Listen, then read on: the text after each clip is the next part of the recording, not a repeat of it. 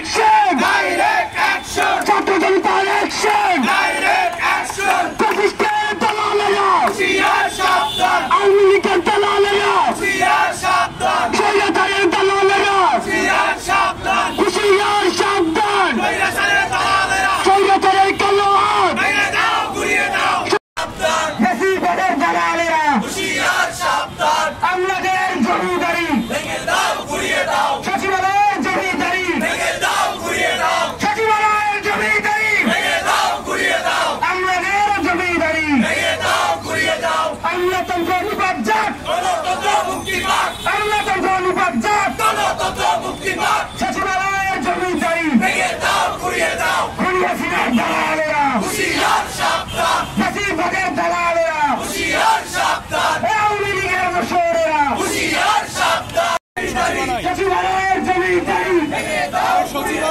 ভেঙে দাও গুড়িয়ে দাও সচিবালয়ের জমিদারি আমলাতন্ত্রের জমিদারি ভেঙে দাও গুড়িয়ে দাও আমলাতন্ত্রের কালো হাত ভেঙে দাও গুড়িয়ে দাও আমলাদের কালো হাত ভেঙে দাও গুড়িয়ে দাও সচিবালয়ের কালো হাত ভেঙে দাও গুড়িয়ে দাও স্বৈরাচারের কালো হাত সাবধান আমলাতন্ত্রের দালালেরা হুঁশিয়ার সাবধান আমলাতন্ত্রের নিপাত গণতন্ত্র মুক্তি পাক আমলাতন্ত্র নিপাত আমলাতন্ত্র নিপাত গণতন্ত্র মুক্তি পাক বাংলাদেশ মুক্তি পাক আমলাতন্ত্র নিপাত বাংলাদেশ মুক্তি পাক।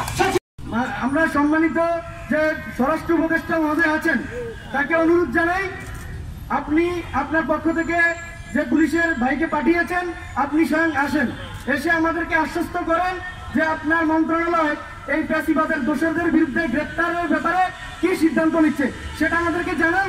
আমরা এখনই সব গোল করে আমরা উঠে চলে যাবো, আপনাদের ডিস্টার্ব করবো না। আমরা চাচ্ছি যে এখানে যিনি স্বরাষ্ট্র উপদেষ্টা আছে যিনি ধরেন 144 দ্বারা জারি করেন, ভাই আপনি এসেছেন, আপনাকে আমরা সাধুবাদ জানাই, ধন্যবাদ জানাই। ওনারা আসুক, অনেক জারি করেন, এটা 144 এটা হচ্ছে মানে উনি তো প্রধান, মানে স্বরাষ্ট্র মন্ত্রণালয়ের প্রধান উপদেষ্টা, ওনার সঙ্গে আমার ভালো আন্ডারস্ট্যান্ডিং করেছে।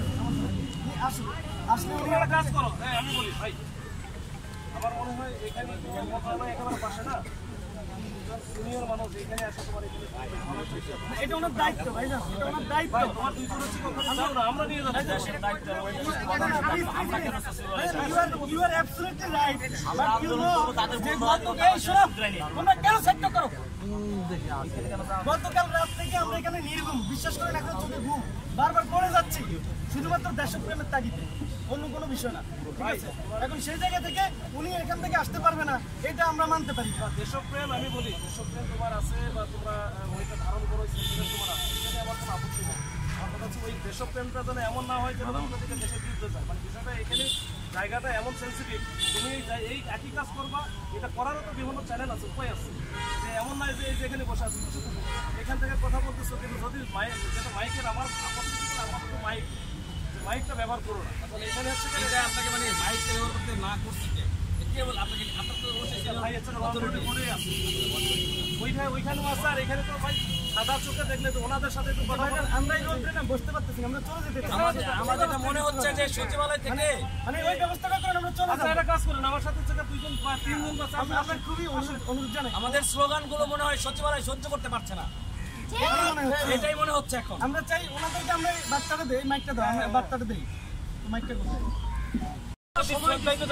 আমরা 10 মাস সময় দিচ্ছি, এখানে একটা আইন তুলে নিচ্ছি না, এখানে বসা মানে তো তুলে নিচ্ছি না।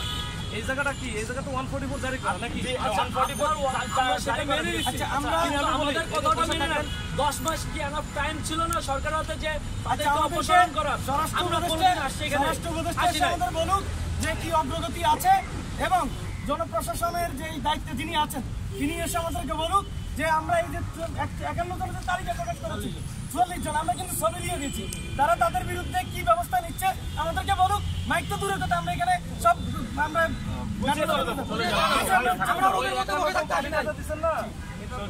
পত্রপত্রিকা, ফেসবুক, সোশ্যাল মিডিয়াতে সব থেকে আসছে। যদি আপনারা একটা জিনিস হচ্ছে উঠে দিচ্ছে, এটা আপনাদের অনেক ধন্যবাদ। সেটা তো তারা কাজ করবে, এটা তো এমন না যে একেবারে। আচ্ছা ওনারা আমাদেরকে আশ্বস্ত করুন যে আমরা এটা নিয়ে কাজ শুরু করেছি, আমরা 3 কর্মদিবস বা 1 সপ্তাহ বা 15 দিন বা 1 মাস লাগবে, আমাদের একটু সময় দাও, তাতে আমরা এখনই চলে যাবো। আমাদেরকে আশ্বস্ত করুন। আমরা চাই স্বরাষ্ট্র উপদেষ্টা এবং জনপ্রশাসনের দায়িত্বে যিনি আছেন তিনি এসে আমাদেরকে বলবেন যে আমরা এই ব্যবস্থা আমরা করতেছি। মুখলেছুর রহমানের বিরুদ্ধে অভিযোগ আছে, তার কাছে আমরা কিছু জানতে চাই না। মানে আমরা জানতে চাই যে স্বৈরাচার পতন হওয়ার পরেও এখনো স্বৈরাচারের দোষরা যখন এখানে থাকে সেখানে কি করে এখানে বলেন যে 144 জারি আছে, তার জন্য আমরা মাইক এখানে ব্যবহার করতে পারবো না। এটা কি করে হয় বলেন? এখনো পর্যন্ত স্বৈরাচার অনেক থাকতে পারে আর আমরা এখানে মাইক ব্যবহার করতে পারবো না, সেইটা আমাদের অধিকার নেই। এই দেশটা ললেস কান্ট্রি হয়ে যায়, ঠিক আছে? ল কিন্তু আছে, অবশ্যই ল আছে, আমরা লয়ের কোথায় ছিল? আপনাদের 16 বছরের ল কোথায় ছিল?